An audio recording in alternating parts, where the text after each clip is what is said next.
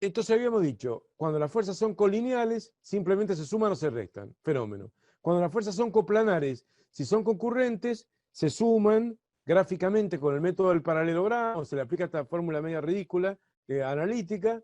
Y si son más de dos fuerzas, en general conviene hacer, hay un método gráfico que se llama método de la poligonal, para que sepan nada más. Vos tenés que sumar F1 más F2 más F3, las tres fuerzas en negro, que están aplicadas sobre este mismo punto, sobre un solo punto, o sobre un cuerpo puntual. ¿Qué significa un cuerpo puntual? Un cuerpo tan pequeño como un punto. Así que sobre ese pequeño cuerpo están aplicadas las tres fuerzas, F1, F2, F3. La resultante se puede sacar con paralelogramos sucesivos, o sea, si yo F1 más F2 lo sumo con un paralelogramo, voy a obtener en primer lugar esta resultante de acá, la R12. Ahí está en verde clarito y en línea de puntos. Sería la resultante de F1 más F2. Ahora, si vuelvo a hacer otro paralelogramo con R12, que reemplaza a F1 y F2, y F3, y ahí está el otro paralelogramo, quedan casi perpendiculares las dos por casualidad, una paralela a R12 por el extremo de F3, una paralela a F3 por el extremo de R12, queda otro paralelogramo, y esa sería la resultante total. Ese sería un método de paralelogramos sucesivos. Si hubieran cuatro fuerzas, tengo que hacer cuatro paralelogramos, es un lío, tres paralelogramos, es un lío, es un lío.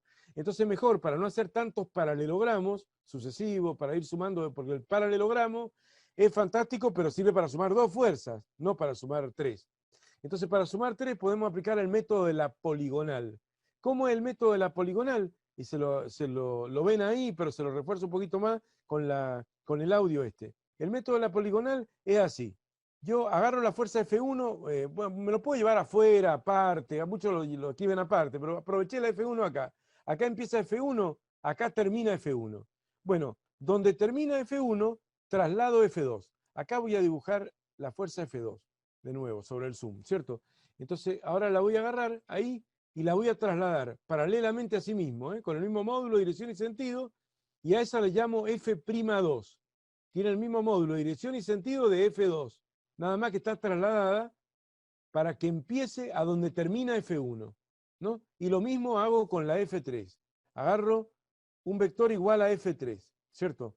Entonces, acá te lo estoy dibujando ahí en el zoom. Entonces, cuando termina F'2, hago que empiece F'3, que sería F3 trasladada, o sea, una fuerza con la misma módulo, dirección y sentido de F3, pero trasladada para empezar en donde termina la F'2. Y ahí termina esta línea quebrada. Esta línea quebrada se llama poligonal. Un polígono no es, va a ser un polígono cuando lo cierre. Si le está sola resultante que une el origen de la primera con el extremo de la última, eso ya sería un polígono. Pero mientras tanto es una poligonal. Por eso se llama método de la poligonal o de la línea poligonal, que es lo mismo que esta línea quebrada que ven acá. Ese es el método. Fíjese que ninguna fuerza puede venir en contra. O sea, acá empieza F1, ahí termina F1, ¿cierto?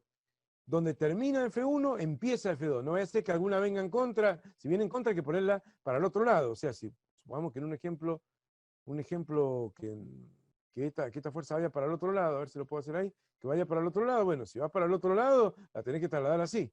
No la puedes poner así, como que venga en contramano. Que venga en contramano, no.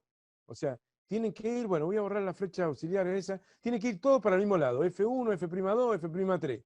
Ahora, uno el origen de la primera y el extremo de la última, y ahí obtengo la resultante, que como vemos coincide exactamente con el método de los paralelogramos sucesivos.